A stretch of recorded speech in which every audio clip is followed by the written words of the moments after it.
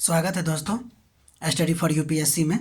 हम लोग UPSC prelims का पीवाईक्यू देख रहे थे। आज उसका पार्ट 10 है। देखिए क्वेश्चन नंबर 1, निम्नलिखित में से कौन मध्यकालीन भारत के प्रसिद्ध न्यायविद थे? ऑप्शन था आपको विज्ञानेश्वर, हेमाद्रि, राजशेखर और जीमूतवाहन। तो इसका आंसर होगा आपको विज्ञानेश्वर, हेमाद्रि और जीमूतवाहन। राजशेखर नहीं होंगे, ठीक है। देखिए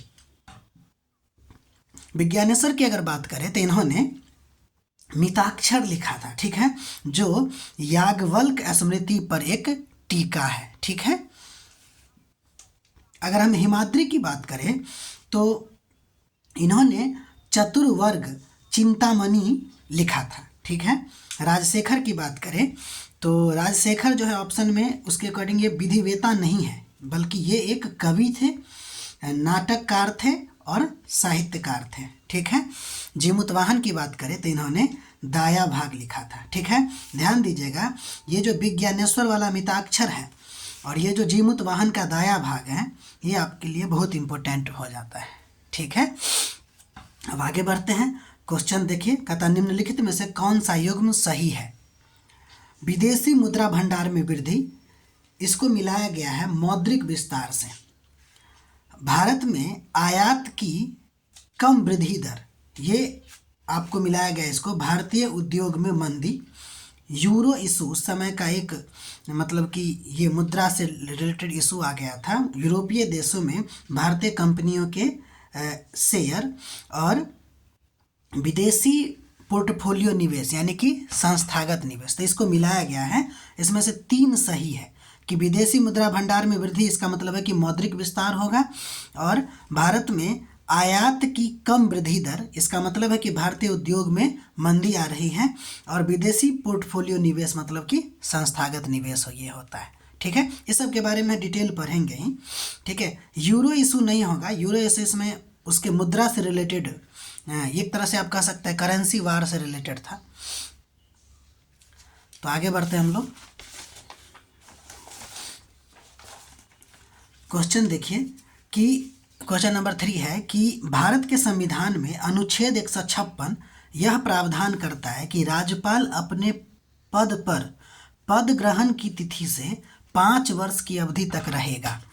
ऑप्शन था इसमें कि इसमें अब ये जो है इसके आधार पर क्या निष्कर्ष निकलता है, तो इसका निष्कर्ष लिखा हुआ था कि किसी भी राज्यपाल को उसके कार्यकाल पूरा होने से पहले पद से नहीं हटाया जा सकता है। तो ये भी गलत होगा, क्योंकि पद मतलब कि कार्यकाल पूरा होने से पहले भी हटाया जा सकता है। और दूसरा, कोई भी राज्यपाल 5 वर्ष से अधिक समय तक पद पे नहीं रह सकता, ये भी कथन गलती है, ठीक है। तो दोनों का दोनों कथन इसमें गलती था। इस दोनों कथन को ध्यान देते चलिएगा।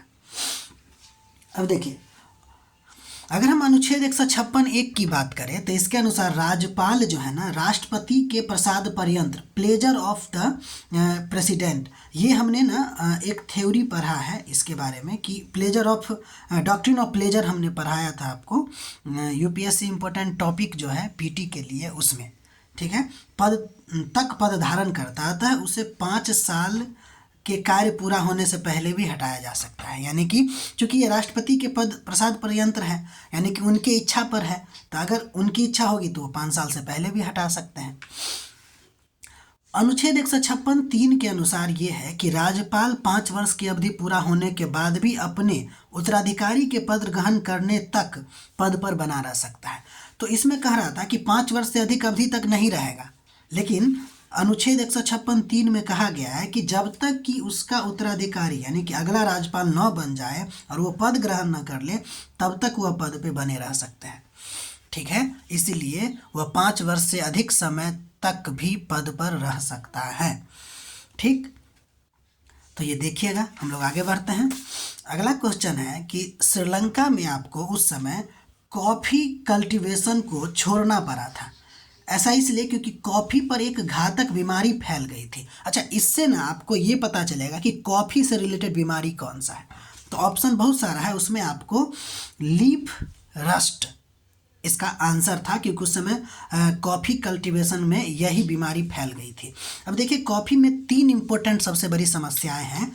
और वो किस टाइप का है वो भी देखते हैं। जैसे कि लीफ रस्ट जो कि ऑप्शन में था, ये आपको फंगल इन्फेक्शन होता है, ठीक है। उसके बाद बेरी बोरर, ये आपको इंसेक्ट के द्वारा होता है बीमारी। और विल्ट डिजीज, ये भी आपको कॉफ़ी से ही रिलेटेड है, वो आपको हो जाता है फंगल डिजीज, ठीक है। इसको भूलिएगा नहीं, बहुत ही इंपॉर्टेंट चीज़ बताया गया है कि कॉफ़ी से रिलेटेड 3 बीमारी, एक हो गया लीफ रस्ट, दूसरा हो गया बेरी बोरर, और एक हो गया आपको विल्ट या वाइल्ट डिजीज कह सकते हैं इसको, ठीक है। अगला नंबर क्वेश्चन था, धर्म के आधार पर जो भेदभाव का निषेध है वह अनुच्छेद 15 में है, और कहा गया है कि एक मौलिक अधिकार है जिसको किस मौलिक अधिकार में वर्गीकृत किया गया था। हम लोग जानते हैं कि मौलिक अधिकार 6 प्रकार के हैं, उसमें से जो समानता का अधिकार है ना, वो आपको आर्टिकल नंबर 14 से लेके 18 तक है, ठीक है। उसमें आपको धर्म के आधार पर जो भेदभाव है वो अनुच्छेद 15 में आता है कि इसमें नहीं होना चाहिए धर्म के आधार पर भेदभाव। तो ये किस वर्गीकरण में है, तो समानता के अधिकार में, राइट टू इक्वालिटी वाला पार्ट में है, ठीक है। तो ये रहा आपका PYQ UPSC का। आप लोग को अगर हमारा वीडियो अच्छा लग रहा है तो हमें लाइक कीजिए, सब्सक्राइब कीजिए, कमेंट कीजिए और हमारे वीडियो को शेयर भी किया कीजिए, ठीक है। मिलते हैं हम लोग अगले वीडियो में, तब तक के लिए अपना ख्याल रखिए और पढ़ते रहिए।